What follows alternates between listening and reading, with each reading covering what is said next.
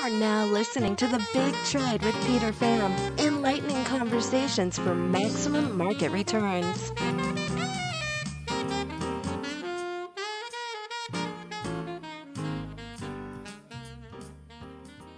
Jack, thank you for coming on the Big Trade series again. It's probably been about a year and you're a reoccurring guest, it seems like, for this show now. How have you been? I've been well, thanks. So the idea that I had for this episode was basically to kind of make this like a trader's workshop. And I think a lot of people would find that extremely invaluable. And prior to discussing with you, I had the opportunity again to do a little bit of recap in terms of the Market Wizard series.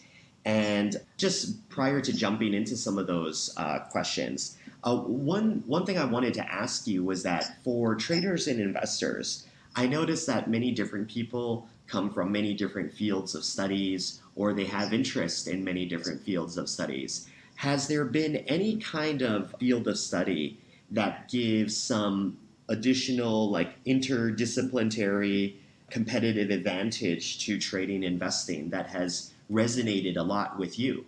Yes and no. Let's take the no side of that first. The no side of that is I've seen people come from all different types of disciplines and all different education levels, from high school graduates only to double PhDs, in the hard sciences. So I've seen the gamut of people there. And I guess the reason why the no side of the answer applies is because there's two broad types of traders. There's discretionary traders, and there are sort of quant, the systematic traders. I mean, you don't have to be quant, I guess, to be systematic, but by and large, the two do go together. Right. And insofar as systematized trading, it helps if you've got, sort of math and statistical knowledge and stuff like that, and programming ability and all of that. So I guess there is a greater likelihood that people that come from a science, math, computer background might, have some sort of edge in trading.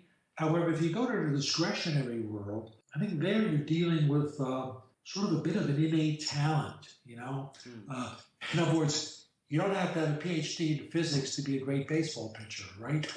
You don't have to know why. You don't have to understand the physics of why your curveball works the way it does or whatever. You just have to be able to do it. And that's kind of, in a way, similar. So I think in trading, I think certain people have a natural ability, a natural sense, and therefore they can come from any type of it. They could be philosophy majors. It doesn't really make a difference in that respect.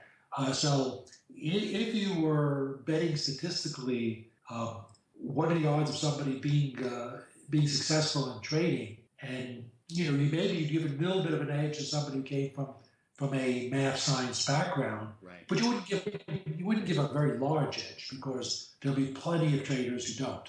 Yeah. I mean, plenty of successful traders who don't, and you can have people fail, of course, from both styles.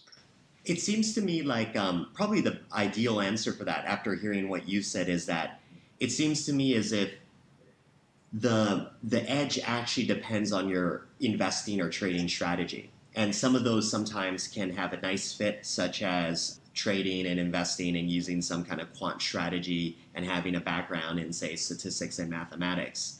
But sometimes, some strategies can be a little bit more discretionary, such as like fundamental investing. And then, who knows, perhaps there's something within your semantic network of knowledge and information that could give you some perspective or insight. So I guess you're right. It sounds like it depends on your strategy and approach for trading and investing. And then perhaps there could be some fields of study that could be complementary, and probably the more related they are with each other, the more ideal they would be as a fit. But it doesn't necessarily mean you'll be good.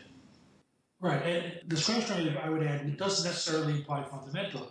Yeah. It could easily be discretionary and technical. In fact, if I had to categorize my own trading, it would be both technical and discretionary. Or even though I've had my share of system building, it's just what I personally ended up gravitating to, feeling more comfortable with, is discretionary. Right. It just It just feels more natural, more comfortable for me. But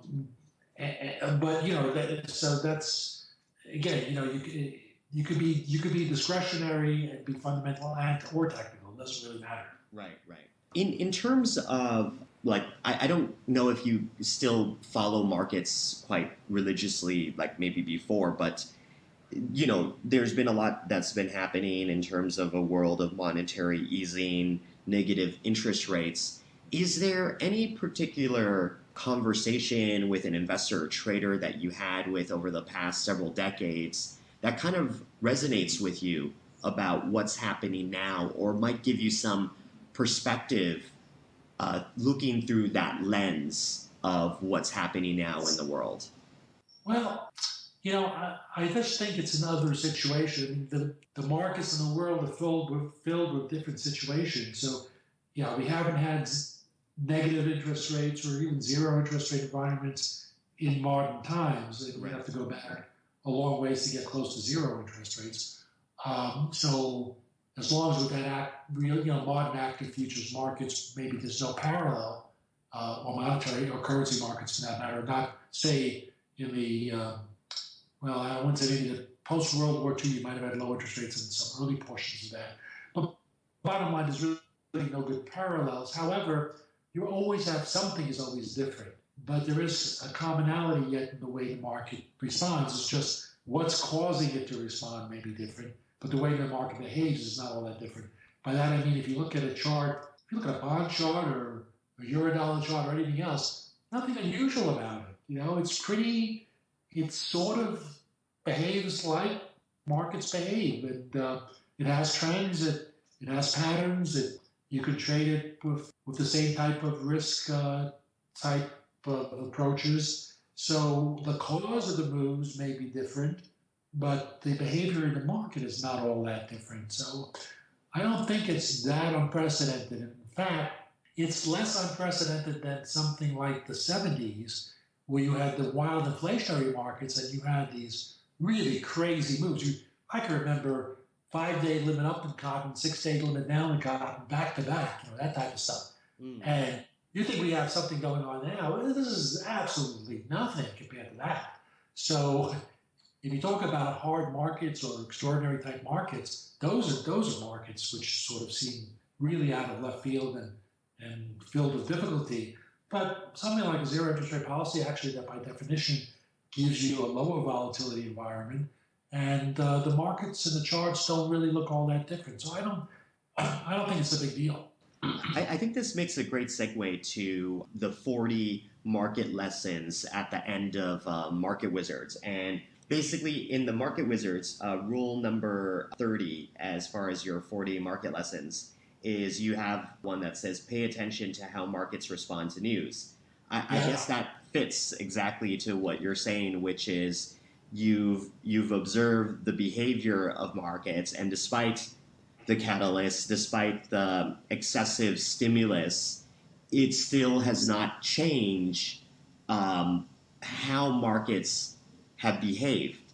And what you're also saying is that the volatility in the markets currently is still substantially less than what you saw in the 70s. Is that correct?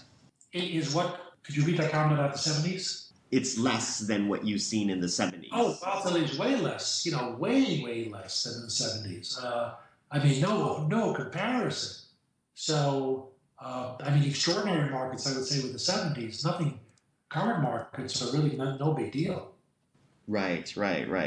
So now trying to take a deep dive into the 40 market lessons, there was one that was kind of interesting to me that stood out. I'm going to skip a few, but obviously there were a few. Yeah, you don't have time for all. Just pick whatever struck you. Yeah. So one of them that I liked a lot was actually the idea of just doing nothing. And can you tell people about the value of doing nothing? Well, yeah, and that's a theme that's come up a number of times.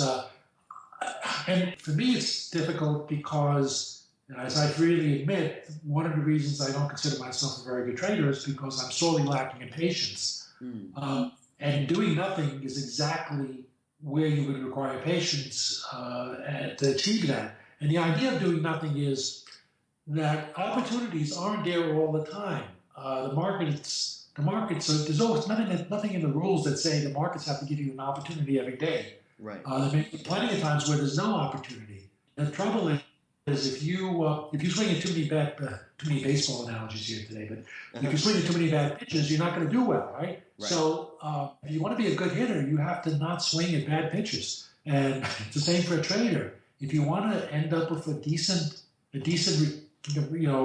profits to loss ratio, you have to avoid all these moderate losses on trades that are not worth taking.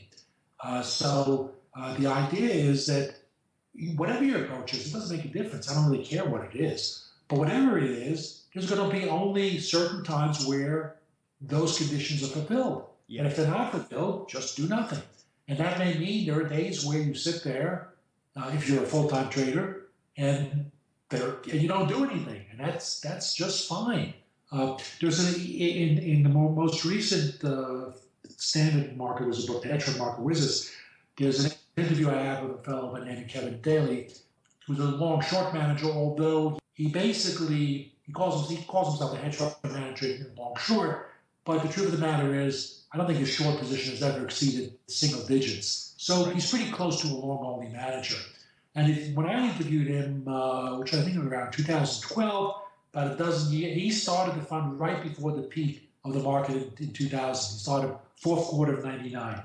So from that point in time, the S&P had basically been flat to the point I interviewed him. Right. He, in that interim, had approximately close to a 900% cumulative gross return. So how do you do that? And he's a good stock picker, but that certainly didn't come close to telling the story. The big deal was that this guy was out of the market for big chunks of time. And for much of 2000, 2002, he didn't do very much. And it's a long period of time not to do very much, but his trade was way, way lower. So in 2000, 2002, which was devastating for long-only managers, I think he was actually net positive. In 08, where the market had a 50% drawdown, I think his drawdown was about 8%, because he was trading way smaller and had much less commitment. So the point is, what really gave him the track record was not so much the trades that he picked, but it was the trades that he didn't do, the ones that he was able to stand aside and not do things when the markets weren't conducive to his approach. And his approach is largely long biased. Yeah, Jack, in regards to this, I can also tell the audience here about like some of my trading experiences was that I felt as if, say, for example, I was using particular fundamental catalysts or event-driven strategies to try to replicate the previous success that I had. Every time I did so, especially in some of these more fundamental approaches, is that I've always experienced an issue in which you're trying to force the same kind of magic that happened for you that first time on a previous trade.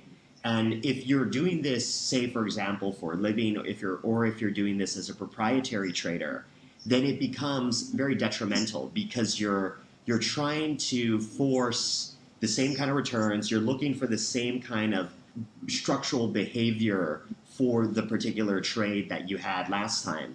And sometimes that's not always the case. And what I found is that, at least with a quantitative approach, is that it actually takes your mind out of that scenario, and it actually tries to objectively put the probabilities in a manner for you that you can just look at without having to I think look within yourself or force your brain to see things that aren't necessarily there. I've been actually spending a lot of time studying about like human psychology, and what's becoming very adamant is that the world around us is not exactly what we perceive it to be.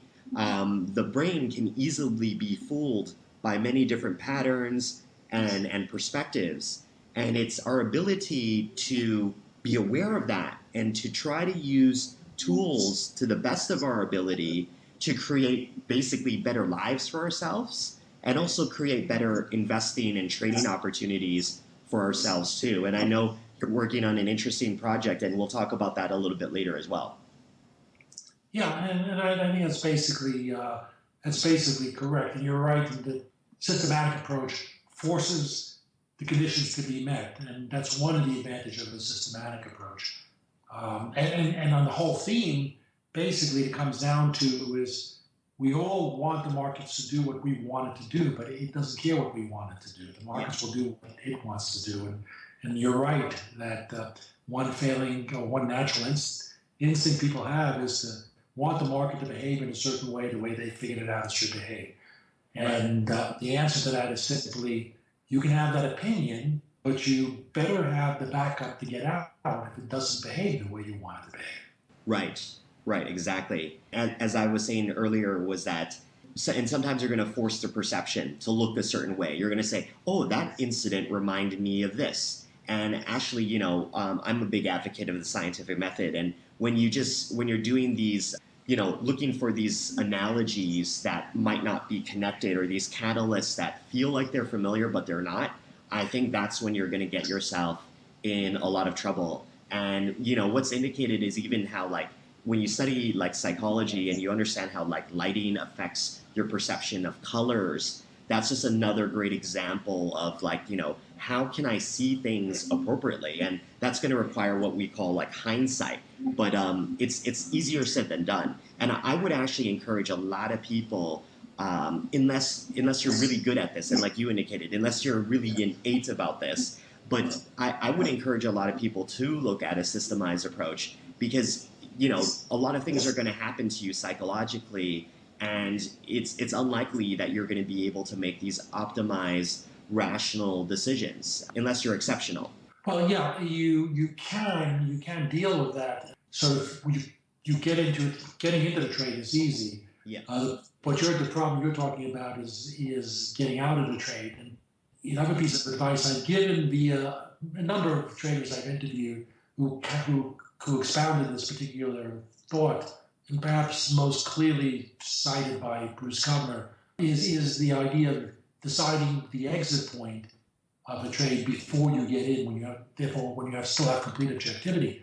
And so going back now, if you're a discretionary trader like I am, so one of the things I do is I decide where I'm getting. When I enter an order, whether it's market or limit, to get into a trade, I'm entering it along with a stop to get out of the trade. So I don't have to make that decision.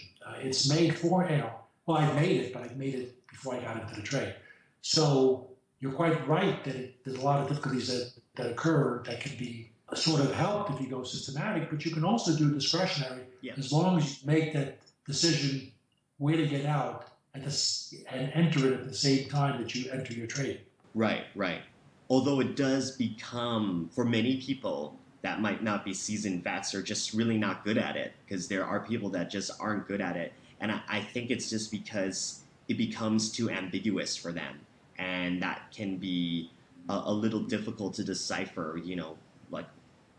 thinking about event strategies, or just underlining fundamental catalysts, and trying to look for those same, I guess, patterns that might not necessarily be there. So this is actually connected to one of your other lessons, which is how the trade is implemented can actually be more important than the trade itself. Right. So there's lots of examples, but the best example I can think of off the top of my head is came up in an interview with Colin O'Shea, who's a London-based hedge fund manager, and we were talking about kind of believed that we were in a big bubble in the late 1990s. He was looking for a big top, a major top of the market, and then we had the first big crash in March, and it was a very, very quick and large break. He decided that that this was it, the bubble would burst. But interestingly enough, he never went short any of the stock indexes or stocks.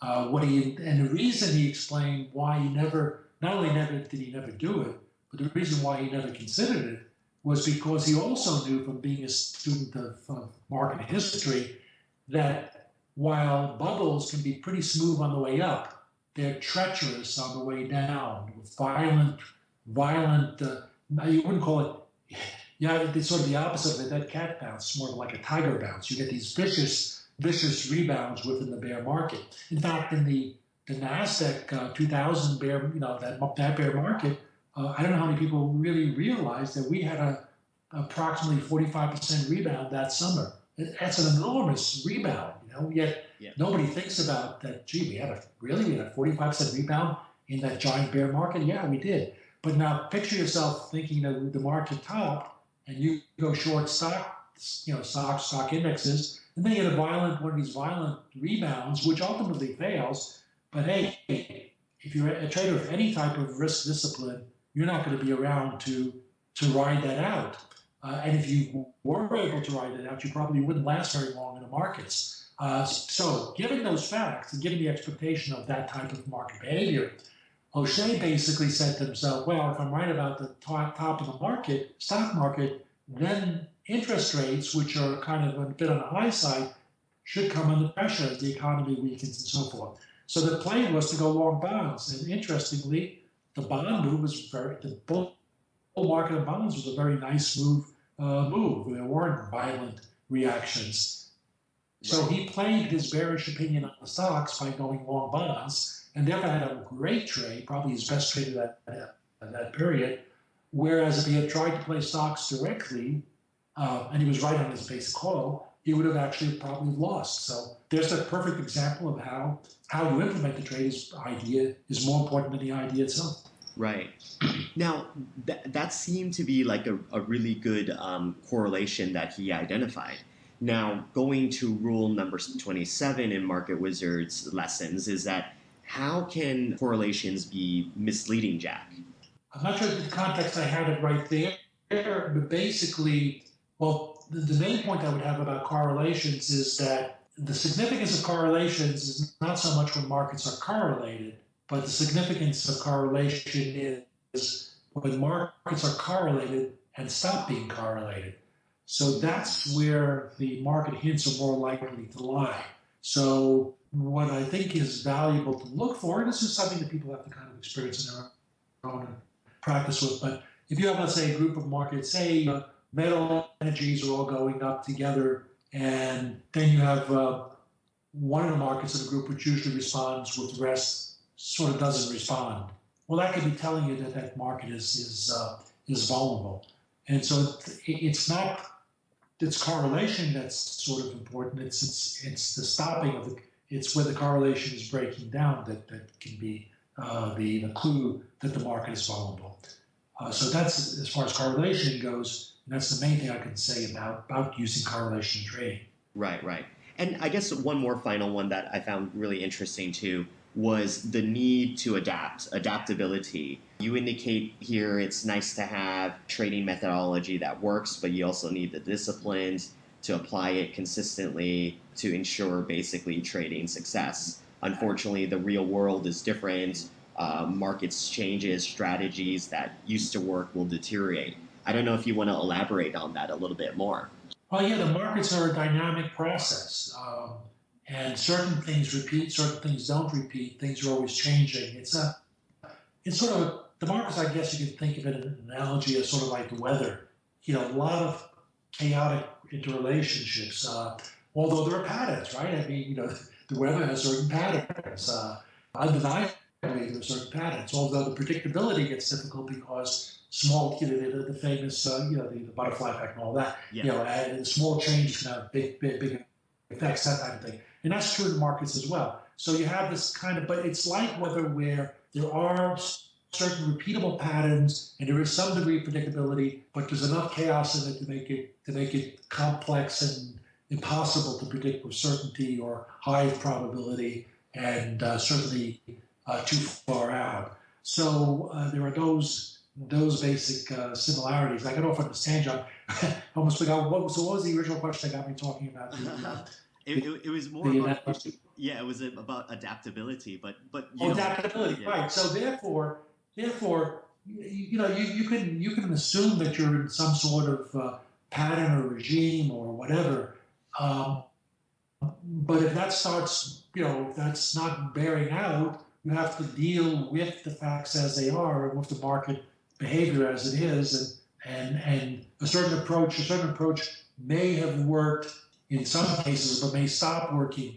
But again, I'm not a meteorologist or anything like that. But let's say you go back in time before the models were so complex, and they may have at some point there were like models which had less variables involved.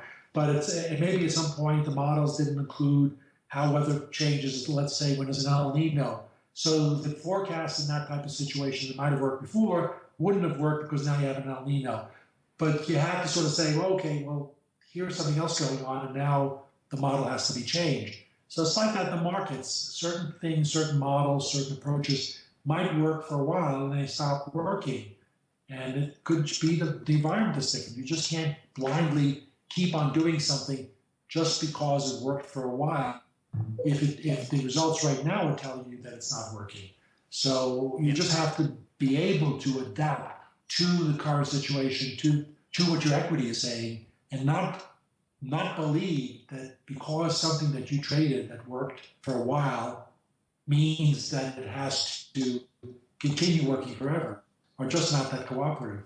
Yeah, on this theme, what is really interesting to me, and I think it's both a trend and something that investors and traders need to adapt to, is the idea of information entropy, which is basically another way of saying information inflation. We are experiencing more and more information about everything, and even about markets. And this is actually even connected all the way to ideas about like singularity and even the Big Bang Theory. The universe is gradually expanding further and further, therefore creating more information and data, which I also see a parallel of within stock markets as well. And I think one of the interesting themes about adaptability is how one will handle this influx of information that is going to be made available about markets. And what's beautiful about the sciences is that sometimes they're able to put equations and models that allow you to understand aspects of the universe. And I feel as if in trading and investing, sometimes a particular model that may or may not work can, for a period of time, add some order to all the chaos in the markets that are happening around us. And I believe that the most effective models, similarly to science, are ones that reflect what is truly happening in the reality of the markets and are both testable and verifiable over long periods of time, almost reflecting a truth about markets to some extent.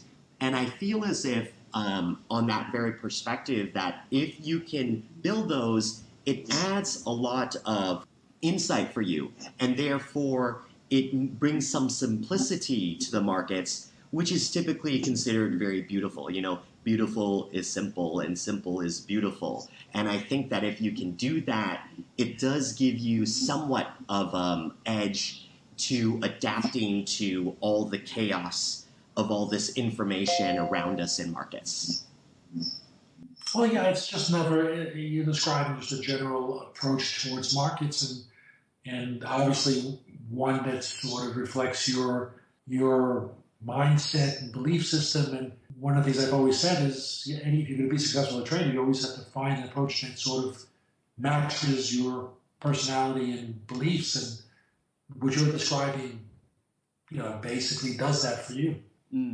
So one more thing, as I think you and I have been discussing a little bit about this previously, is that we're working on constructing a bunch of indices and indexes. What is your view on the difference between passive and discretionary investing in general? Yeah. So we're talking investing now, not trading. Yeah. I think that's Yeah. right. Okay. That's an important distinction. Yes. So, and I have a basic opinion here. The bottom line is this. Every person has to kind of be able to answer this for themselves honestly. And the question is basically, do you have an edge? And if you don't know, you probably don't. But if you really feel confident that you have an edge, then by all means, make your own decisions and don't do passive investing. But for the majority of people, the truth of the matter is they'd be better off with passive investing simply because they don't have an edge. And to quote Bill Eckhart, most people are so poorly attuned to making market decisions that they will do worse, and I emphasize the word worse here, they will do worse than random. So, and his reasoning there is that human nature has evolved, so we're very poorly attuned to making correct decisions in the markets, and that's true for most people. So, for that reason, most people probably would be better off if they just bought an S&P index and held it for 25 years or whatever.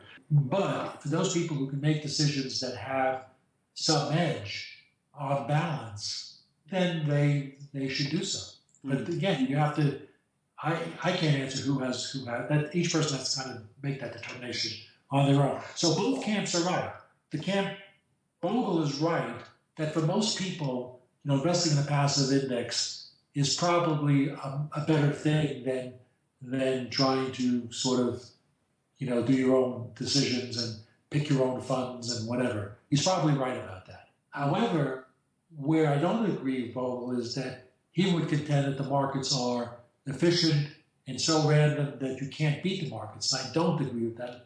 We could spend the whole whole podcast talking about why, at least in my opinion, that's totally wrong. It's only wrong for a subset of people, and it's only wrong for the markets in certain points in time. So a lot of the time, the type of idea that markets are random and efficient is kind of a rough approximation, but it's the times where it doesn't fit, which makes the distinction. And so both camps are right. The markets are definitely not efficient and definitely not fully random. But on the other hand, for most people, they'd be better off investing as if they were. Right. So, Jack, it's been great to speak to you, and I love to take this, what you just discussed about, and segue into your Cedar project. Maybe you could tell the audience a little bit about what you're doing there. Well, Cedar at funcedar.com is the website, is basically a central web portal where traders globally can link their accounts and have those accounts updated daily with the information, with the data coming from the brokers, so the accounts are verified, so they can establish verified track records, and most importantly, they have access to all sorts of analytics. Like one of the things I've always felt was lacking everywhere is I just want to see an equity curve. I want to see my equity curve. But brokers don't provide equity. You can't generate your equity. You can generate all sorts of stuff, tons of stuff which I have no interest in, a million and one different oscillators, but you can't generate your own darn equity curve. Right. So one of the great things about Cedar is that the basic thing is your equity there, that you get a graph of your equity curve daily, updated daily. And once you have that, you can do all sorts of analytics on your equity curve, and again, on using daily data. So we generate underwater graphs. Anytime you're down from a peak, that's underwater. You can generate graphs of your equity curve of when you're, what your underwater portion looks like. You can generate rolling indicators based on your equity curve, like what's your rolling 12-month return, your rolling 3-month return, constant time, or your rolling Sharpe ratio, or any number of indicators. So there's all sorts of analytics and graphs that are available. They're all free of charge for traders, and all pegged off of the trader's equity curve. So, and creating a sort of a verified track record on daily data. So that's that's what we provide for traders, and that's where we've concentrated on now.